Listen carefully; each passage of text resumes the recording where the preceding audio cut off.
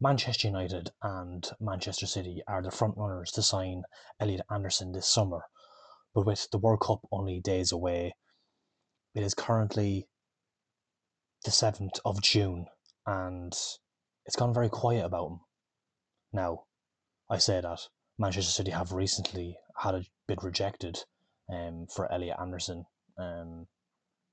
We do not know how much that bid was, but it's probably a lot considering I think Nottingham Forest want around £100 million from him, and United in this current market and Ineos over the last few years since they've been at United aren't the type of ownership to splash out that sort of money for one player in particular. That being said, it leaves a bitter taste in my mouth because with Pep leaving and the fact that, you know, Maresca is going to be the new Manchester City coach, it's now's not now's the time to go after a player like this.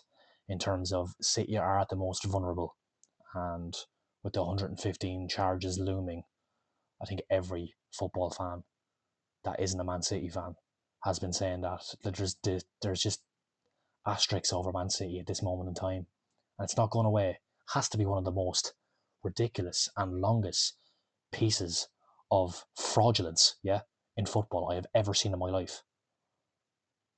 That being said, it's a problem if they come out that they've done nothing wrong, or is that again a couple of brown envelopes?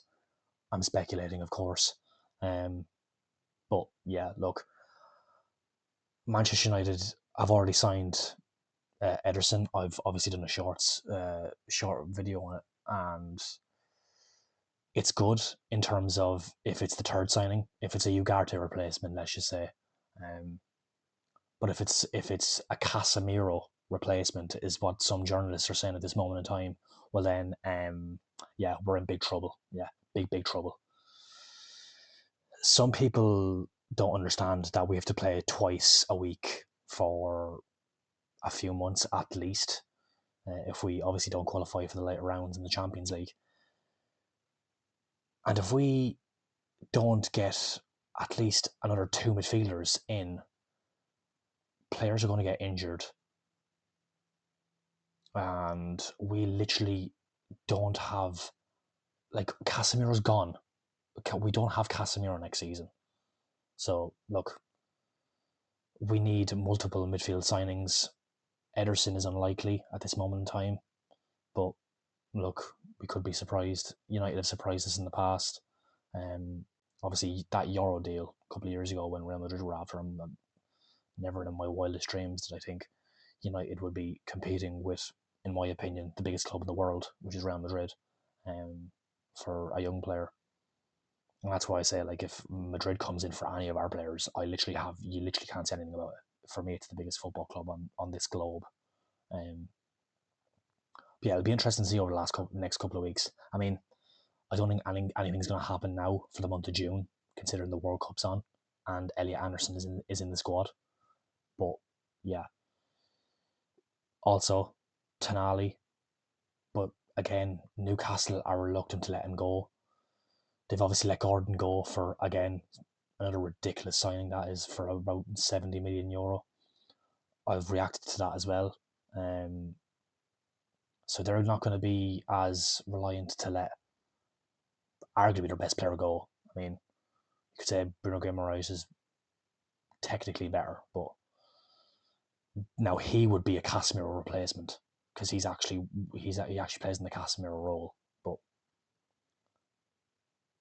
anyone saying that Ederson is a Casemiro replacement, and I've seen a lot of that going around. Maybe it's just, rage baiting and hoping United fans bite.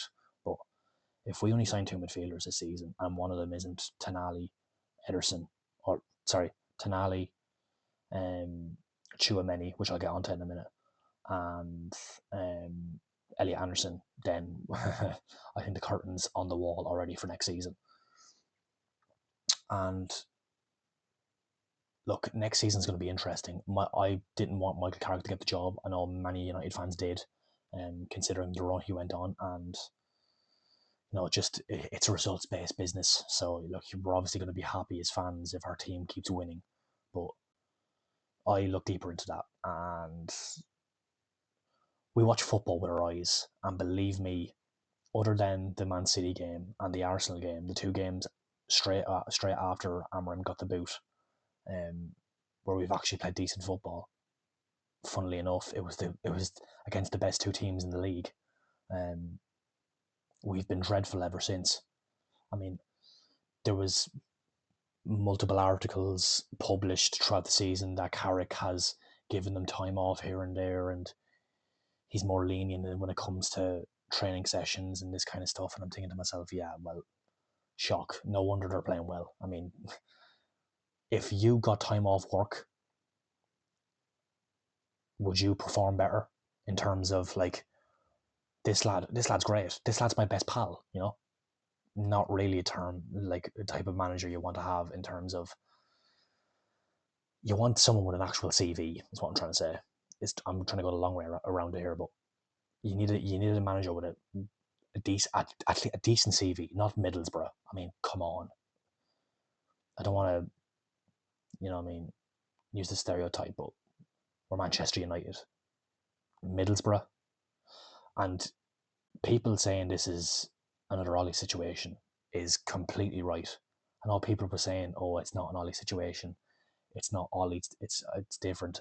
Carrick was literally the assistant manager when Ollie was here, so I don't know how people come to the conclusion that it isn't another um, Carrick situation or Ollie situation. Sorry, but look, as football fans, especially my football club, we can be very gullible at times.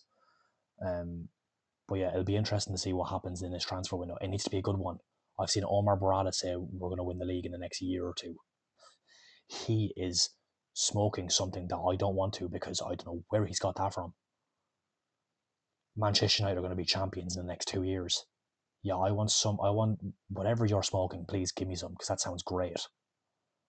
And look, please clip me up if I'm wrong, but I generally don't see United competing, not even winning, competing for a Premier League trophy in the next, what, 4 years, 3-4 years maybe. I mean, realistically, if we have a good window this season, we should be, but that's a big if, because United's summer transfer windows, especially over the past few years, have been lackluster to say the least. But yeah, that's my opinions on the transfer window so far. I mean, we've only signed one player. There's still a long way to go. I'm not going to go mental like some people are, and like, for me, good news, or sorry, no news is good news at this period of time. It's a World Cup year. It's going to happen. If this wasn't a World Cup year, there'd obviously be much more news, much more things to talk about, but everyone's away focusing on international duty, so there's obviously not much to talk about. But Ederson's good. If he's a third choice option, we're going to need players like that, especially in the Champions League. A Europa League winner with Atalanta beating Leverkusen, was it, in Dublin, stopped them doing a invincible treble, which was crazy. Obviously, Xabi Alonso, the new Chelsea manager, but yeah, I do like the characteristics of the player, but he's not a Casemiro replacement. Sorry, lads, he just isn't. He's a box to box midfielder. So yeah, we definitely need two more. Definitely, Fernandez, Elliott, Tchouameni. Actually, yeah, I forgot to talk about Tchouameni. Tchouameni would be a very good signing for Man United. The only problem I have with him, though, is that he hasn't played in the Premier League, and the other two players that we talked about beforehand have played in the Premier League, and that's Ineos's whole thing. I mean, last season we signed him Mbeumo and Cunha, so it'll be interesting to see if United actually go to Real Madrid and say, look, can we have Tchouameni? I mean, Jose Mourinho's the new manager now at Real Madrid, so God knows what he's gonna do over there. I mean, that place could erupt. I like Tchouameni. I've watched him in the Champions League multiple times. I think he's a brilliant footballer, but I would prefer Tonali or Ederson. Just my personal opinion. I mean, splitting these type of players is hard. You're basically nitpicking, you know what I mean? But I would prefer Elliott or Tonali. But yeah, I do think he's a good footballer. But Real Madrid again will want ridiculous money for him. Maybe not as expensive as Ederson or Tonali, and that's probably why United might go for him because he's the cheap option. But for me, it's Tonali or Elliott. And if we get Tchouaméni, obviously I'll back him because any player that comes to United, I'll back. I mean, we signed Fred and I backed him, and yeah, the less of that about him, the better. Kind of sound like Roy Keane now, but anyway, yeah, I'm doing World Cup watch-alongs. Well, I'm trying to anyway because some of them are on ridiculous times. I mean, that's the one thing about it being in America, Mexico, and Canada. Some of the games are on at ridiculous times, and I will not be staying up for fucking Haiti and God knows who. But I'll try and do watch-alongs from some of them, but the rest of them, yeah, they can jog on. Yeah, I'll obviously record or go live whenever United try and a signing goes live or something breaks, Ornstein Bomba or a here we go from Fabrizio Romano. But as of now, it's been very quiet over the last few days since United have signed Ederson, or I say sign, we haven't officially signed him since July, till the new footballing year starts. But yeah, hopefully United get two more midfielders, a left back and maybe a backup striker or a left winger. We'll see. But again, the World Cup is many players is a priority at this stage. So we'll just have to wait and see what happens. But that's all from me. Until next time, stay safe. Good luck.